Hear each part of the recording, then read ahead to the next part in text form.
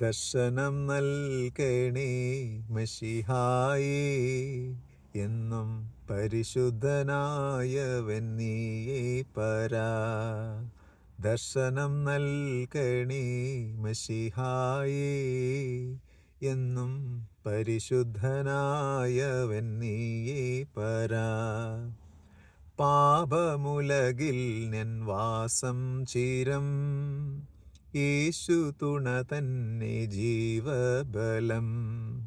പാപമുലകിൽ N വാസം ചിരം, യേശു തുണ തന്നെ ജീവബലം. വീറോടും ഗർവോടും ധനമോടും വാണാലും സ്നേഹമോടെ എന്നും എന്നെ കാക്കും തിരുസദനേ.